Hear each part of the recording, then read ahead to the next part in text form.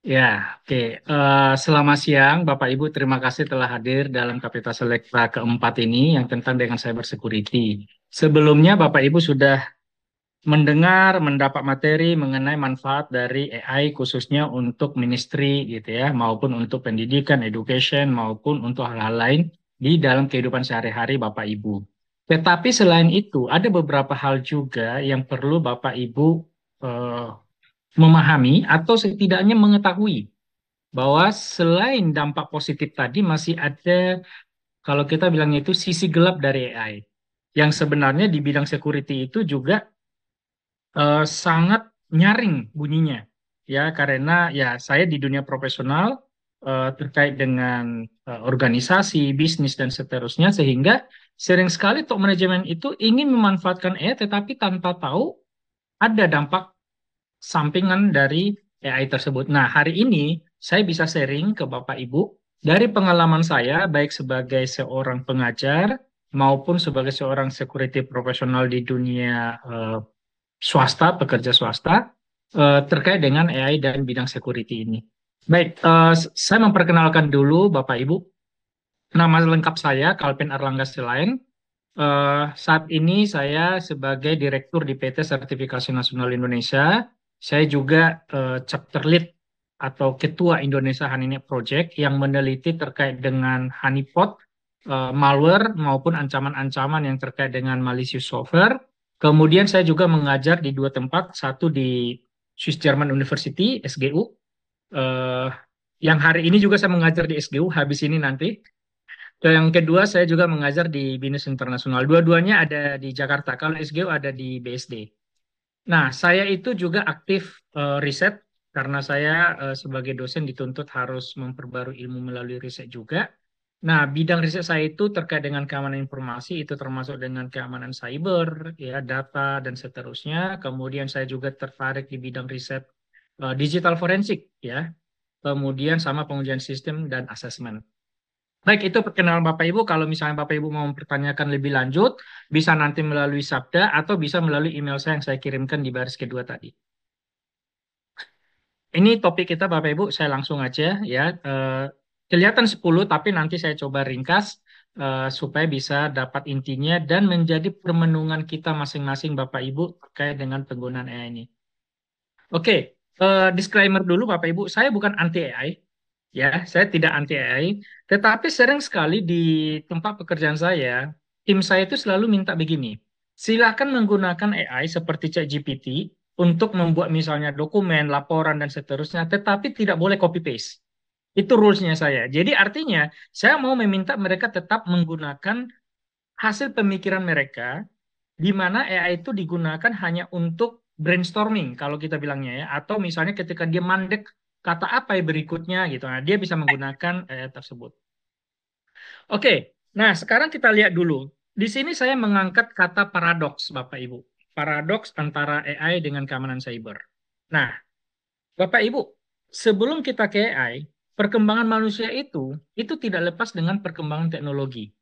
Sederhana, 8.000 tahun lalu manusia menemukan misalnya penggunaan alat besi, tembaga, perunggu, dan seterusnya.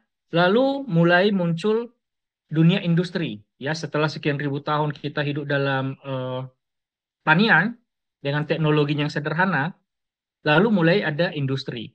Nah, di situ udah mulai ada perubahan yang sangat signifikan. Tanpa kita sadari Bapak Ibu, teknologi yang kita buat, meskipun sederhana, itu mempercepat memang pekerjaan kita. Karena mempercepat pekerjaan kita, kita menjadi mengurangi orang yang tadinya membantu kita. Contoh Bapak Ibu, saya masih ingat ini dulu di kampung 30 tahun yang lalu ya. Kami mengerjakan sawah misalnya 1 hektar.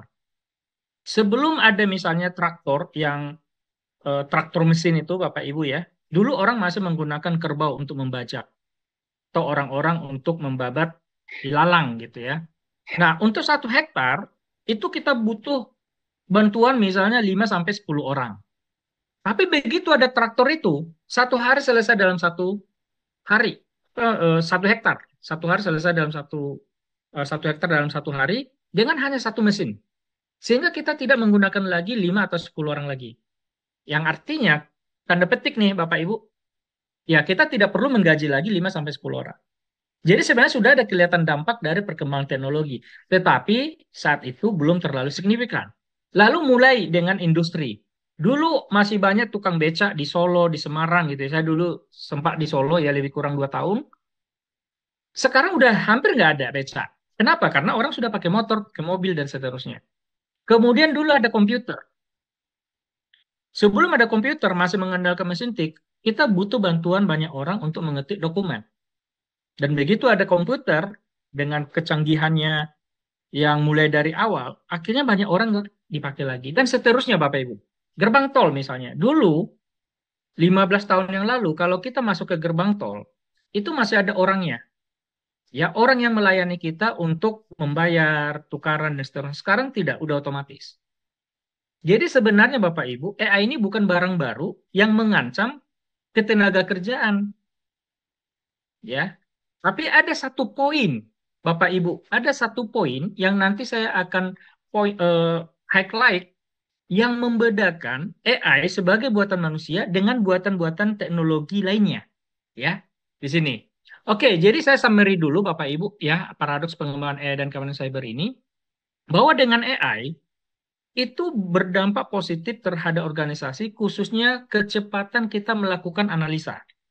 Dulu saya sebagai seorang asesor itu butuh 3 sampai 4 minggu untuk melakukan asesmen. Tapi dengan AI mungkin hanya cukup 2-3 hari selesai. Ya. Tetapi ada satu masalah Bapak Ibu. AI karena kecepatannya tadi bisa menguntungkan kita, tapi AI dengan kecepatannya juga bisa mempercepat adanya serangan. Ini yang kita sebut dengan Swiss Army knife gitu ya. Jadi seperti pedang bermata dua gitu ya. Jadi bisa menebas ke depan, bisa menebas ke kita sendiri. Baik, Bapak Ibu, kita lihat dulu perkembangan AI. Jadi sebenarnya AI ini bukan 5 tahun belakangan ya, hebohnya 5 tahun belakangan ini ya, terutama ketika ada pandemi gitu ya. Akhirnya semua orang di rumah mengandalkan online, lalu mulai teknologi AI itu mulai muncul ada di Zoom, ya, di Teams dan lain-lain. Tapi sebenarnya AI itu udah lama Bapak Ibu. Ya, dan bahkan kalau kita tarik sebenarnya itu tahun 1800-an konsep AI itu sudah ada. Bahkan ribuan tahun yang lalu itu sudah ada Bapak Ibu. Dulu waktu masih ada penyembahan berhala Bapak Ibu, ya. Mereka itu sudah memikirkan bagaimana caranya patung itu bisa bergerak. Bagaimana patung itu bisa mengeluarkan suara sendiri. Udah mereka memikirkan itu. Tapi saat itu teknologinya belum sampai. Ya, belum sesederhana itu. Jadi sebenarnya udah ada gitu ya. Membuat sesuatu itu seolah-olah hidup atau memberikan intelijen palsu gitu ya, intelijen buatan. Nah, tapi kalau kita lihat di zaman modern, kita lihat Bapak Ibu di tahun 1900-an sampai 1950, orang masih mengandalkan yang namanya itu cybernetics atau OT, ya, operation teknologi dengan adanya industri. Tapi mulai bergerak ke arah digital itu ketika ada namanya Alan Turing, Bapak Ibu. Dan Alan Turing ini adalah salah seorang tokoh yang cukup berperan dalam Perang Dunia Kedua, berperan dalam memenangkan sekutu karena dia berhasil memecahkan kode sandinya Enigma. Enigma itu adalah sebuah alat untuk mengenkripsi, untuk mengacak komunikasi Jerman saat itu. Ya, tapi dengan bantuan Alan Turing, mereka berhasil memecahkannya. Nah, Turing test ini seperti ini, Bapak Ibu. Sederhana saya jelaskan begini. Jadi eh, disiapkan misalnya ada satu area, satu ruangan tertutup. Lalu nanti ada diberikan sebuah dokumen, ya, sebuah tes yang nanti itu akan diberikan ke orang lain untuk melihat yang mana buatan manusia, yang mana buatan komputer. Kalau misalnya manusia tersebut tidak bisa membedakan, artinya apa? Artinya komputer sudah bisa menyamai manusia. Kira-kira begitu. Poinnya begitu. Ya, jadi bayangkan Bapak Ibu, kalau saya berikan ke Bapak Ibu sebuah tulisan nih, satu digenerate oleh ChatGPT, satu misalnya benar-benar tulisan tangan, lalu saya tanya Bapak Ibu, yang mana buatan AI? Kalau sampai Bapak Ibu tidak bisa membedakan, artinya apa? Itu sudah bisa seperti manusia. Kira-kira itu konsep dari Alan Turing ini. Dan itu yang kita lihat sekarang. Dengan adanya deepfake, dengan adanya suara palsu, dengan adanya video, gambar palsu yang persis mirip semua suaranya. ya. Ketika kita tidak bisa membedakan, apalagi misalnya orang-orang yang mungkin tidak terlalu mengetahui dengan teknologi, ya mereka mudah percaya jadinya. Nah, itu bahayanya AI ya, Bapak Ibu ya. Baik, jadi ini perjalanannya, saya akan kasih 3 atau 4 poin ininya aja, apa namanya, revolusinya gitu ya. Jadi 1950 mulailah di situ. Lalu yang mulai signifikan itu tahun 1997, Bapak Ibu. Tahun 1950 dan sekitar 20-30 tahun disebut dengan winter session untuk AI. Disebut dengan winter session apa? Orang-orang terlanjur punya harapan bahwa AI ini akan sangat membantu, akan sangat luar biasa, tapi ternyata mandek. Yaitu winter session namanya. Orang udah investasi, ya organisasi investasi, tapi ternyata tidak sesuai harapan, mandek. Lalu mulai lagi booming AI itu ketika tahun 1997 mesin IBM yang disebut dengan Deep Blue berhasil mengalahkan juara dunia catur. Waktu itu dipegang oleh Garry Kasparov dari Rusia. Di situ manusia mulai kaget, mulai sadar bahwa ada loh ternyata yang bisa mengalahkan intelijennya manusia, gitu ya. Nah, mulailah di situ. Tapi sayangnya setelah 97 dikembangkan IBM, lalu mulai ikut-ikutan organisasi raksasa lainnya gitu ya. Mulai mandek lagi, winter kedua. Sampai akhirnya tahun 2015-an Bapak Ibu, ya 2015-2017 mulailah dikembangkan namanya GPT. Ya, ChatGPT generasi pertama. Bapak Ibu mungkin nggak lihat karena yang dipublish sekarang itu dari GPT 3.0 mulainya gitu ya. Sekarang kan udah 4.0 sama 4.5 gitu ya. Nah, disitulah mulai terkenalnya. Lalu mulai meledak ChatGPT tahun 2020 karena waktu itu mulai ada isu privasi, mulai ada isu ancaman terhadap integritas pendidikan, mulai ada isu dengan rotten brain dan seterusnya. Kenapa? Karena ternyata menurut penelitiannya MIT, ketika seseorang hanya mengendalikan AI seperti ChatGPT untuk menjawab pertanyaan, menjawab soal, atau diskusi, atau sharing, dan seterusnya, membuat dia itu rotten, ya brain rotten istilahnya, nggak dipakai otaknya gitu. Nah, itu yang akhirnya menjadi isu-isu yang eh, jadi paralel ini Bapak Ibu. Di satu sisi ada memang yang sangat mendukung perkembangan AI. Di satu sisi lagi banyak orang sangat meng-highlight yang namanya privasi, keamanan, kemudian ya hal-hal lainnya yang mengancam kehidupan manusia. Nah, kira-kira Bapak Ibu diperkirakan tahun 2025 ke atas ya 2030 gitu ya, nggak sampai mungkin 5 tahun lagi, yang namanya robot yang sudah memiliki AI yang akan membantu Bapak Ibu menyapu, ngepel, membersihkan rumah, membabak rumput segala macam itu sudah akan dikembangkan. Ya, jadi kebayang Bapak Ibu ya, yang tadinya kebayang kita 30 tahun lalu itu hanya ada di televisi, sekarang sudah mulai muncul dia di dunia nyata. Betul perkembangan untuk AI di dalam kehidupan kita Bapak Ibu. Nah, yang saya highlight ini yang merah ini Bapak Ibu ya. Tapi sederhananya inilah cara kerja AI Bapak Ibu. Pertama, dia identification. Dari mana? Dari data yang dimasukkan ke dia, yang di feedback. Jadi sebenarnya Bapak Ibu, AI itu akan lumpuh ketika tidak ada data yang di feedback.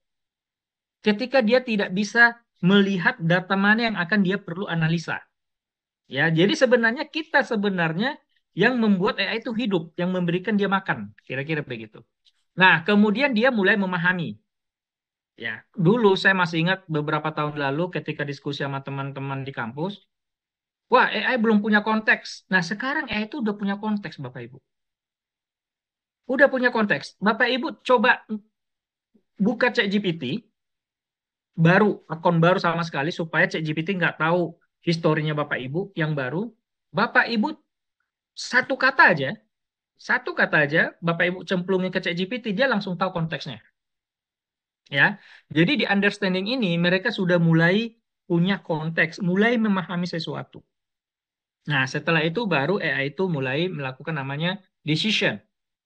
Lalu action. Actionnya apa? Actionnya macam-macam, tergantung kebutuhan. Misalnya seperti ChatGPT, ya actionnya dia bisa mengeluarkan apa yang Bapak Ibu tanya. Bisa memberikan data yang Bapak Ibu minta dia untuk ditampilkan, dan seterusnya. Lalu interaction. Nah, interaction ini seperti ini, Bu. Bapak Ibu bisa meminta ChatGPT itu merubah intonasi. Ya, Jadi misalnya gini, ini silakan Bapak Ibu coba ya, saya udah coba. Saya bilang begini, ChatGPT sekarang Anda seolah-olah seorang guru sekolah minggu, ya. Lalu saya akan memberikan beberapa pertanyaan. Lalu saya tanya, maka intonasinya Bapak Ibu akan seperti guru sekolah minggu. Contoh, misalnya saya bilang gini, eh, siapakah Zacchaeus misalnya?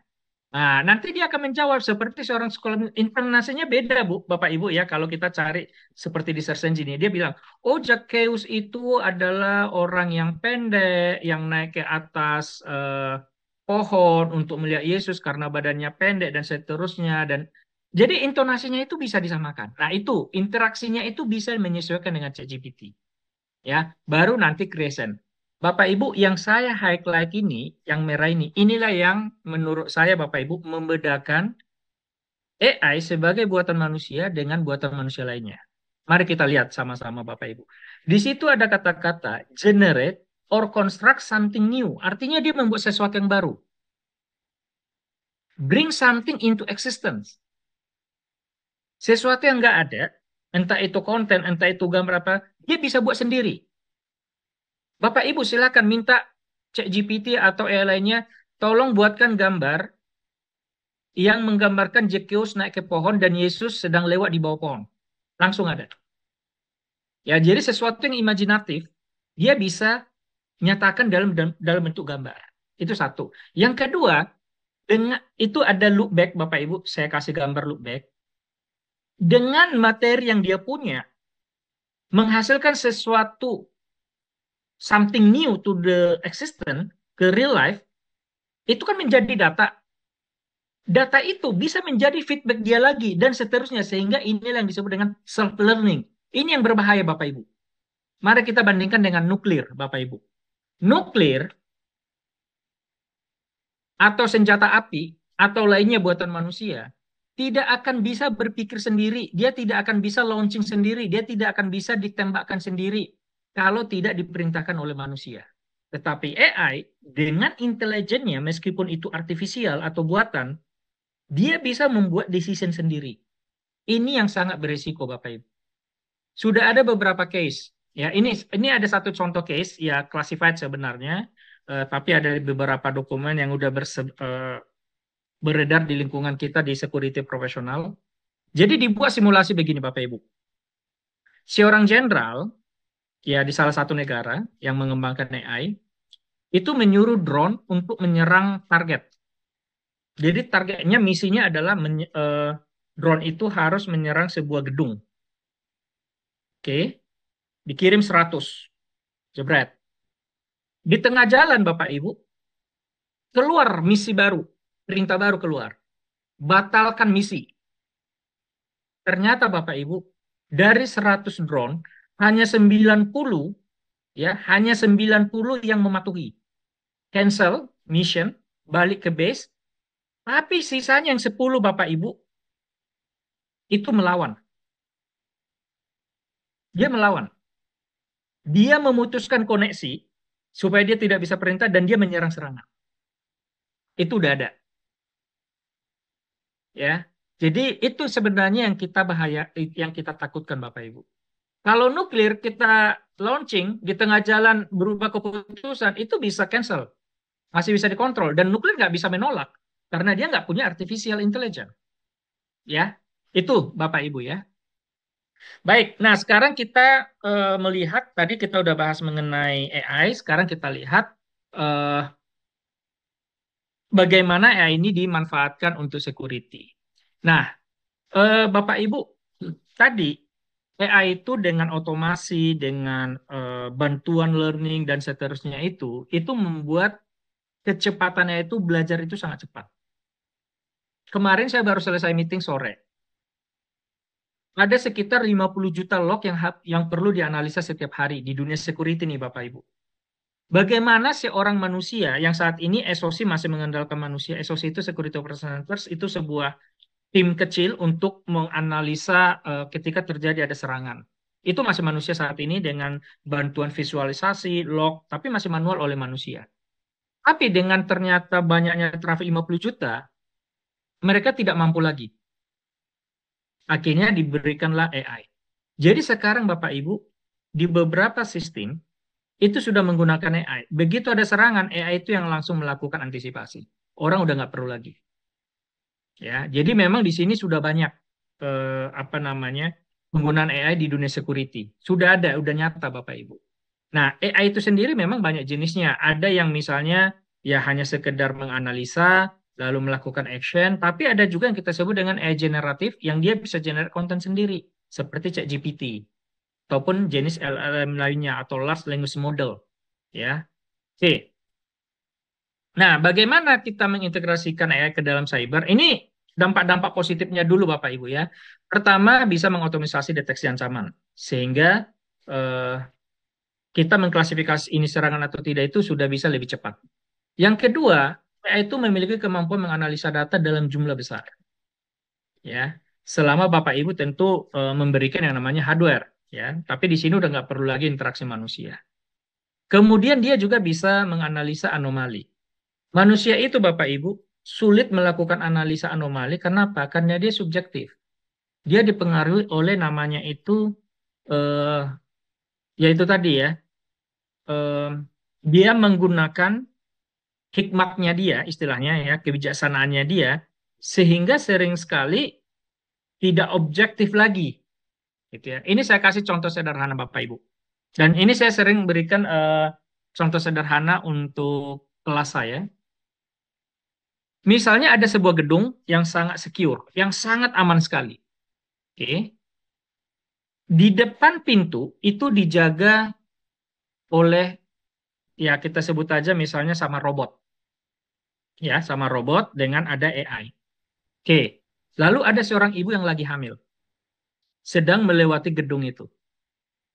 Lalu tiba-tiba, mohon maaf, ibu itu misalnya ingin ke toilet dulu dan tidak ada tempat lain selain gedung itu. Pertanyaannya, apakah ibu itu bisa masuk ke dalam gedung? Jawabannya tidak bisa, Bu. Tidak bisa, Bapak Ibu. Ibu itu tidak bisa. Karena ibu itu tidak punya akses. Sekarang kita bandingkan Bapak Ibu. Robot dengan AI tadi diganti dengan manusia, satpam biasa. Begitu ibu itu minta tolong ke satpam, hati nurani pemikiran dari satpam itu akan mengizinkan. Meskipun gedung itu sangat aman. Clear ya Bapak Ibu ya? Itu bedanya. Ya, itu bedanya Bapak Ibu. Oke, ini bisa ya. Ini saya sih agak teknis sedikit ya, di mana AI bisa mendeteksi serangan zero day. Serangan zero day itu artinya serangan yang belum pernah ada sebelumnya, ya, vulnerability-nya belum ketahuan, gitu ya. Itu zero day. Yang istilahnya vendor pun tidak tahu. Kalau vendor tidak tahu, ya mereka tidak bisa melakukan perbaikan. Kemudian AI bisa mengidentifikasi pola serangan yang sangat kompleks dalam jangka waktu yang singkat. Ya, jadi nggak perlu kalau sekarang kita Bapak Ibu ya meeting dulu sejam 2 jam baru ketahuan oke ini serangan APT Advanced Persistent Threat misalnya begitu. Kemudian bisa juga secara real time. Manusia punya waktu biologis ya. Jam sekian dia harus istirahat. Dia bukan robot. Tapi dengan AI dia bisa 24 jam. Nah, ini salah satu kemampuannya. Sehingga sering sekali dalam operasional keamanan di sini ada efisien. Bapak Ibu, di sini ada satu keyword, saya tulis efisiensi, bukan efektif. Ya, karena balik lagi Bapak Ibu, salah satu kelebihan AI yang utama adalah kecepatannya, sehingga dia efisien. Tapi apakah itu efektif? Belum tentu. Ini yang masih PR ya untuk pengembangan model atau algoritma dari AI tersebut. Kemudian di sini manfaat AI Bapak Ibu prediksi.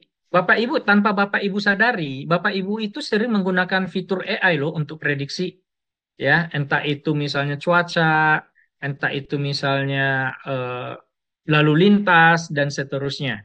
Ini saya kasih contoh Bapak Ibu ini. Nah, tanggal 8 sampai tanggal 10 nanti saya mau ada meeting di BSD. Oke, jam 9. Pertanyaannya, saya baiknya jam berapa ya berangkat ya? Nah, di sini Bapak Ibu, saya bisa atur. Kira-kira kalau jalur misalnya BSD dari rumah saya misalnya, jam berapa sih yang sepi? Nah, kira-kira begitu. Saya tinggal rubah yang di sebelah kiri itu, Saya mau berangkat jam berapa? Jam 7 kah? Jam 8 kah? Jam berapa? Di situ ada. Nah, Bapak Ibu di handphonenya itu pun Bapak Ibu bisa. Jadi kalau Bapak Ibu misalnya ada janji nih mau ketemu sama saudara atau teman gitu ya di suatu daerah.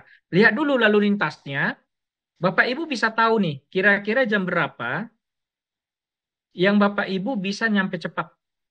Ya, jam 8, jam 9 dan seterusnya. Sehingga Bapak Ibu bisa memperkirakan Bapak Ibu bisa jam berapa. Inilah salah satu kemampuan AI, yaitu melakukan prediksi. Apakah selalu tepat? Tidak selalu, Bapak Ibu. Karena AI tidak tahu kalau suatu saat misalnya di tengah jalan tiba-tiba ada truk macet. Nggak tahu, dia nggak bisa prediksi, dia nggak bisa meramal gitu ya. Dia memprediksi itu berdasarkan data-data sebelumnya, ya. Jadi itu sebabnya AI itu akan selalu learning, ya, dia akan selalu update. Nah, sekarang ini yang utama Bapak Ibu, dampak negatif dari AI. Kalau dampak positif ya kita bersyukur gitu ya. Tapi kalau dampak negatif ini yang kita perlu waspadai. Baik, pertama Bapak Ibu, tadi dari sisi security ya serangannya menjadi lebih cepat sekali sehingga tidak seimbang kalau seandainya misalnya tim keamanannya masih manusia tapi penyerangnya udah AI dengan otomatisasi. Itu udah kelabakan tuh, udah kewalahan nanti tim IT-nya. Jadi harus AI dengan AI gitu ya. Kemudian yang kedua adalah deepfake. Ada manipulasi media, baik suara, video, wajah, dan seterusnya. Di sini ada satu video, Bapak Ibu, yang akan saya coba tampilkan. Ya, sebentar Bapak Ibu. Mudah-mudahan suaranya bisa kedengaran di sini. Term fake, the phrase deep fake, evokes a negative feeling. Companies like Metaphysic are doing everything they can to dispel the misconceptions about deep fakes in the public eye. This is what they did on America's Got Talent. There are many practical applications for deep fakes across a wide range of sectors. For instance, news outlets may publish news 24 hours a day, 7 days a week without the actual reporter present by using... Oke, jadi ini yang saya mau jelaskan. Yang pertama tadi Simon, itu yang menyanyi di depan itu bukan Simon. Ya, itu orang lain, tapi wajahnya Simon. Suaranya Simon. Tapi orangnya beda. Kemudian yang kedua ini adalah pembawa berita. Beritanya itu 24 jam, tapi nggak mungkin orang hidup 24 jam gitu ya. Jadinya direkam dulu suaranya sama mimiknya, lalu diulang-ulang dengan hanya membaca teks yang terupdate. Ya, jadi di sinilah salah satu penggunaan AI. Deep fake of their own reporter. Nah, They may reduce studio and labor costs, saving the business a great deal of time and money. The news anchor Kim Joo-ha has been created as a... oke, ada yang kenal ini? Ya, Tom Cruise. Tapi ini bukan wajahnya bukan Tom Cruise asli. Wajahnya tapi diambil Tom Cruise dan meskipun dia bergerak, jalan, beraktivitas biasa, wajahnya tetap wajahnya Tom Cruise. a result of how far deepfakes have advanced in recent years. Ya. Videos of Cruise doing everything including washing his hands and playing golf, as well as doing magic tricks, are available online. The same firm that produced a convincing imitation of Simon Cowell, Metaphysic, make this. There are many potential uses of deepfakes in the film industry. You may bring a deceased actor or actress back. Ini Stanton. It is debatable from an ethical standpoint. Ini orangnya However, if you don't nggak consider ada gitu ya, ethics, tapi bisa it's quite digantikan doable and gitu ya, simple. dengan AI. Also, it is probably ini. far less expensive than alternative choices. Deepfakes enable translated films that feature the original actors, since they can modify footage and duplicate voices. The voices resemble the original cast members, and critically, the lip motions even match the words uttered. With the Ya, ini juga sama. help of positive deepfakes, we can thus better exchange ideas, movies, and other creative works on a global scale, even those with tighter finances. This should increase the variety of entertainment and content we consume. In other words, deepfakes can overcome language. Oke, jadi Bapak Ibu, itulah bahayanya deepfake ya. Ketika misalnya sebuah konten, misalnya suara Bapak Ibu atau foto Bapak Ibu, itu dimanfaatkan oleh orang lain untuk menipu. Ya, bisa mengambil uang, ya, menipu perbankan, atau menipu keluarga. Bayangkan aja Bapak Ibu ketika misalnya melakukan WhatsApp call, yang muncul videonya adalah video kita sendiri, padahal bukan kita gitu. Kalau dulu mungkin orang bilang, wah itu penipuan, kalau hanya lewat SMS minta duit atau minta pulsa. Tapi sekarang, ya dengan adanya video call, dengan memasukkan suara, video, gambar kita, orang jadi percaya. Ya, jadi di situ salah satu ancamannya Bapak Ibu. Oke, saya sharing Share lagi. screen. Yeah. Yes. Thank you. Oke. Oke, kemudian yang kedua ancamannya adalah pengawasan massal Bapak Ibu. Bapak Ibu setiap hari lewat sebuah area yang bisa saja di situ ada namanya CCTV, yang mana di belakangnya itu diolah oleh AI, termasuk geraknya Bapak Ibu. Itu menjadi sumber data untuk AI untuk diolah, sehingga mereka bisa meniru Bapak Ibu secara biometrik. Ya, biometrik itu bisa dari mata, bisa dari fingerprint Bapak Ibu, ya, palm scan, bisa dari gerakan juga. Oke, ya ini yang sebenarnya salah satu ancaman dari AI. Yang ketiga, potensi diskriminasi algoritmik. Nah, ini sering tanda petik bisa disengaja oleh si pembuat model algoritma, bisa juga memang tanpa sengaja. Ya, contoh misalnya begini, Bapak Ibu. Misalnya dilakukan survei untuk pola makan sehat seluruh Indonesia. Yang dimaksud dengan diskriminasi itu begini. Data yang diambil atau sampel data yang diambil untuk dianalisa nanti dimasukkan ke machine learning yang merupakan dari AI, itu data dari Papua misalnya lebih sedikit dibanding misalnya yang dari Jawa atau dari Sumatera. Sehingga ketika nanti keluar kesimpulannya, itu dalam tanda petik Bapak Ibu merugikan pihak Papua. Kenapa? Jadinya mereka itu di dalam algoritmanya itu dianggapnya itu bias gitu ya, di luar dari area data gitu, sehingga mereka jadinya terpinggirkan. Nah, itu menjadi salah satu tantangan juga dalam AI ini, Bapak Ibu. Ya, Bapak Ibu, kalau misalnya ada pernah nonton film ini yang terbaru, ini sudah selesai, udah lulu, udah final gitu ya. Ini lumayan bagus. Silakan nanti ditonton, Bapak Ibu. Nah, ini ada beberapa ancaman lagi. Nah, karena waktu kita sedikit, mungkin saya bisa percepat gitu ya. Nah, ini ancaman terhadap cyber fisik Bapak Ibu ya secara fisikal juga udah terjadi. Contohnya misalnya ke telekomunikasi sudah ada indikasi serangan AI. Yang kedua ke OT atau operation teknologi. Yang ketiga IoT. Bayangkan Bapak Ibu kalau Bapak Ibu punya IoT seperti sensor suhu, sensor cahaya di rumah, maupun misalnya IoT di kulkas gitu ya, yang bisa mendeteksi eh, pasokan makanan, sisa bahan makan dan seterusnya. Seandainya misalnya itu diintegrasikan dengan AI dan kemudian itu misalnya dieksploitasi atau AI-nya mengambil keputusan sendiri, maka itu bisa membahayakan ya keluarga itu gitu ya, Bapak Ibu ya. Nah, kemudian ada lagi ini udah mulai kejadian ya, sudah banyak POC-nya atau proof of concept-nya. Pertama adalah bagaimana kita bisa mengecoh AI. Contoh sederhana begini Bapak Ibu. AI itu kalau kita minta dibuatkan virus komputer misalnya atau malware komputer, dia menolak. Ya, secara default dia menolak. Tapi dengan kita merubah prompt, tadi kita udah bahas mengenai prompting, kalau kita buat promptnya yang berbeda, dia bisa mengeluarkan kodenya Bapak Ibu. Ya, jadi sangat sederhana sekali bagaimana kita bisa melakukan bypass terhadap kontrol AI tersebut. Yang kedua, manipulasi data latih atau sering dengan meracuni datanya. Ya, ini juga berbahaya Bapak Ibu. Contoh sederhana begini Bapak Ibu. Tadi kita udah bahas bahwa salah satu makanan dari AI ini adalah data yang kita berikan. Seandainya data yang kita berikan itu semuanya sampah, ya datanya sampah. Seandainya saya buat sebuah data atau dokumen yang saya submit itu menguntungkan saya, maka apapun nanti yang ditanyakan ke AI, ya akan menguntungkan saya. Kira-kira begitu, Bapak Ibu. Kemudian pengambil alihan sistem otomatis. Nah, ini yang sering ancaman yang serius juga ya. Karena ya tadi AI itu udah punya intelijen sendiri dan bisa berpotensi melakukan aksi sendiri tadi, ya. Nah, bagaimana strategi mengatasinya? Yang pertama adalah dari sisi pengembangnya sendiri. Itu perlu diatur atau dibuat regulasi supaya AI itu dikembangkan secara aman. Perlu transparansi. Ya, kemudian perlu ada pengujian dan validasi bukan hanya di tim mereka tetapi juga oleh pihak eksternal maupun tim independensi lainnya. Ya, syukurnya sekarang Bapak Ibu ya, di internasional sudah ada ISO 42001 yang mengatur tentang AI dan keamanan dan keselamatan manusia. Di Indonesia sayangnya masih belum ada regulasi yang definitif baru buku putih Komdigi. Itu pun tentang perjalanan AI.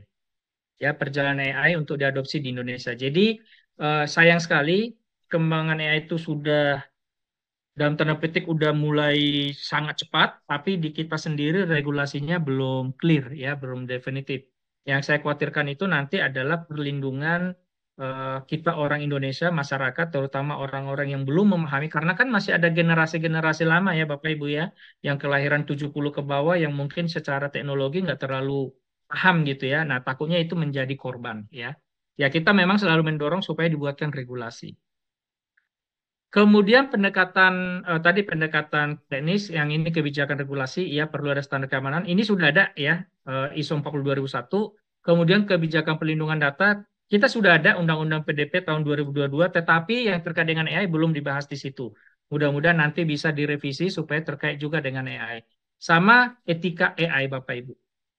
Etika AI ini tricky ya, Bapak Ibu ya. Kadang ya namanya juga ethics ya, bisa diikutin, bisa nggak ada konsekuensi hukum. Kira-kira begitu, Bapak Ibu. Ya, ini pendekatan secara organisasi dan edukasi. Silakan Bapak Ibu bisa ambil ini. Pertama adalah perlunya sosialisasi dan awareness ya ke semua orang, mulai dari anak-anak ya. Kemudian kita harus mulai menginformasikan bahwa ada loh sebenarnya ancaman AI, tapi bukan berarti anti AI, bukan. Kemudian perlu ada kolaborasi antar lembaga, bisa misalnya antar gereja, denominasi dan seterusnya. Ya, kemudian akhirnya program edukasi untuk masyarakat umum. Nah, jadi intinya Bapak Ibu, kita perlu menyeimbangkan antara kelebihan dan kelemahan dari AI.